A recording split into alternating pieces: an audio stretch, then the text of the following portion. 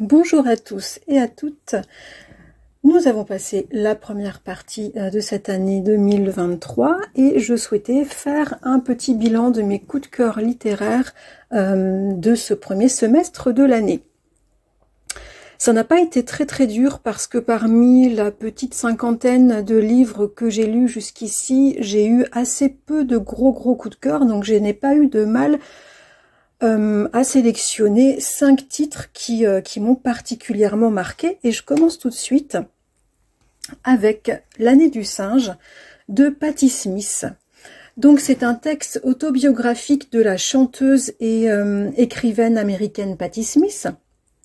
Elle a choisi de raconter, de mettre par écrit l'année qu'elle a vécue, l'année qui allait précéder ses 70 ans, donc sa 69e année, qui est donc dans la vie d'une personne une année plutôt charnière et symbolique. Donc elle a tenu à la marquer par écrit et ensuite à la faire publier. C'était l'année 2016.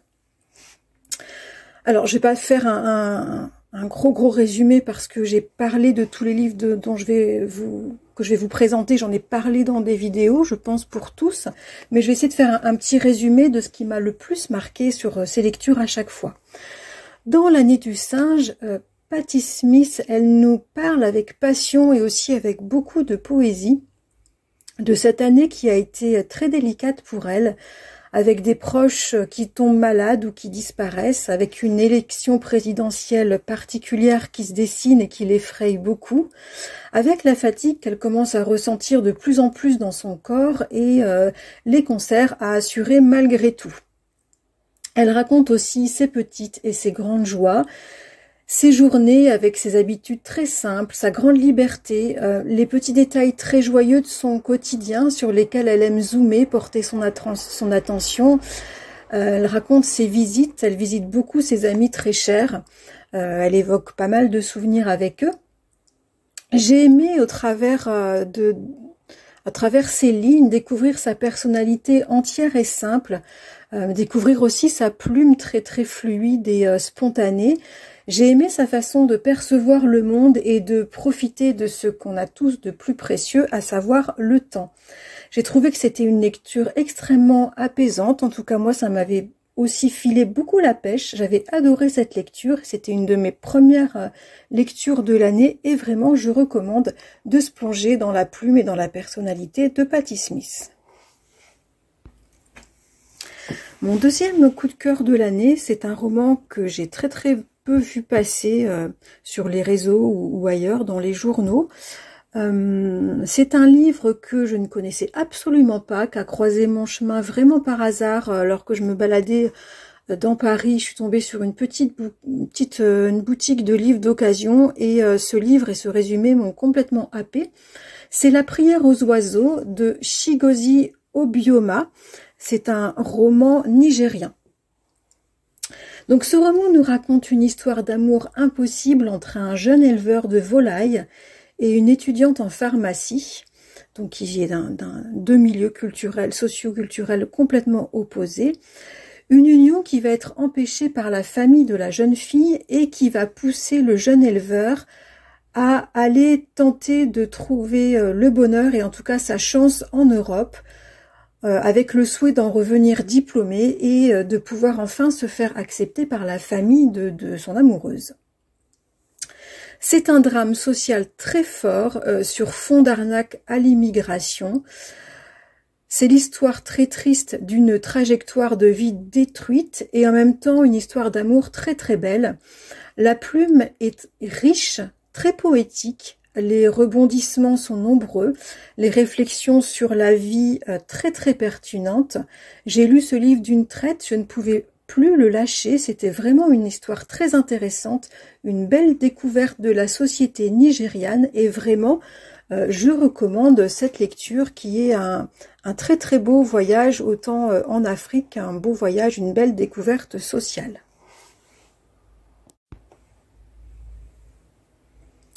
Une autre très belle découverte cette année, c'est La plume de René Frény, qui est un auteur français que m'a fait découvrir une amie. Et c'est un auteur pour qui j'ai eu un vrai coup de foudre. D'ailleurs, je viens de terminer un autre de ses romans que j'ai également adoré.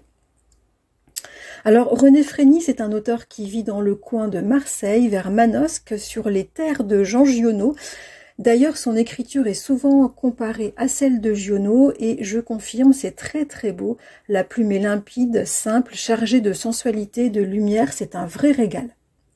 Alors ce roman, le tout premier que j'ai découvert de René Frény, c'est Les vivants au prix des morts. Il nous raconte l'histoire d'un écrivain qui vit tranquillement avec la femme qu'il aime, au cœur des paysages somptueux de Provence. Il mène une vie tranquille, lui il écrit ses bouquins, enfin en tout cas il cherche à trouver l'inspiration, il écrit, il se balade, et elle est, elle, institutrice dans une petite école de village. Tout va bien jusqu'à ce que cet écrivain croise le chemin d'un grand bandit qui vient de s'échapper de prison, et toute sa vie va se trouver chamboulée. Alors je n'en dis pas plus, il faut découvrir cette histoire, ça vaut vraiment le coup. Moi, de toute façon, je compte me trouver d'occasion tous les titres de cet auteur, tant j'aime sa plume et les ambiances dans lesquelles il sait nous plonger. Mon quatrième coup de cœur pour ce premier semestre de l'année 2023, c'est ce gros pavé, Le Prince des Marais de Pat Conroy, donc un auteur américain. J'avais découvert Pat Conroy l'année dernière avec son roman Beach Music, qui fut un énorme coup de cœur. Et je voulais absolument relire cet auteur qui, à ce que j'ai compris, est spécialisé dans les histoires de famille plutôt dysfonctionnelles. J'avais adoré Beach Music, j'ai adoré encore plus Le Prince des Marais. C'est un roman qui est paru aux États-Unis en 1986, donc c'est pas tout jeune. Et Pat Conroy nous raconte l'histoire d'une famille de pêcheurs de crevettes, une famille complètement folle, dysfonctionnelle, qui vit dans le sud bien raciste des États-Unis, bien raciste et conservateur. Et on va suivre cet homme, l'un des 3 enfants de cette famille, qui est devenu adulte, qui est devenu prof, qui nous raconte l'histoire de sa famille, donc de ses frères et sœurs, de ses parents, de ses grands-parents. Il nous raconte cette histoire dans un contexte très particulier, puisqu'il se rend à New York pour un petit séjour afin de soutenir sa sœur, avec qui il est extrêmement lié, et sa sœur vient de faire une énième tentative de suicide. Dans ce roman, on va de révélation en révélation, de secrets jusqu'ici bien gardés par cette famille complètement folle, mais tellement touchante. C'est parfois horrible, c'est toujours passionnant. Le ton est drôle et fin, l'écriture est limpide malgré de très nombreux développements. C'est quand même un pavé de 1060 pages. J'ai été complètement envoûtée par cette histoire et par la plume de l'auteur. Et on en a beaucoup entendu parler du Prince des Marais de Pat Conroy, mais vraiment, ça vaut le détour, ça se déguste et je recommande. Et puis mon 5e coup de cœur pour cette première partie de l'année 2023, c'est le dernier roman d'Alice Vernet, 2 innocents. J'ai eu un très gros coup de cœur pour ce roman qui nous raconte la descente aux enfers d'une femme professeure dans une école spécialisée pour enfants en situation de handicap.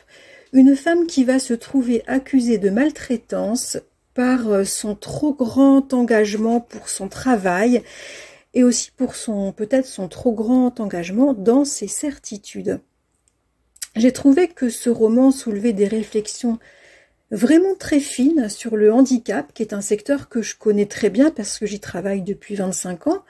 C'est un roman qui traite notamment de la responsabilité des institutions spécialisées dans l'accompagnement des personnes vulnérables, sur la manière dont ces responsabilités sont prises et assumées, notamment par les directions.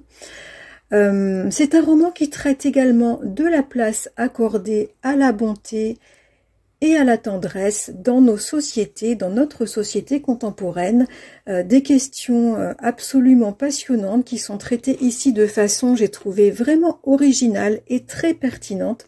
Vraiment, je recommande ce dernier roman d'Alice Fernet. Voilà pour ce petit bilan de mes coups de cœur de la première partie de l'année 2023. N'hésitez pas à me dire si vous les avez lus et ce que vous en avez pensé. Donc Alice Fernet, Deux innocents. Pat Conroy, Le prince des marais. René Frény, Les vivants au prix des morts. Chigozie Obioma, La prière des oiseaux.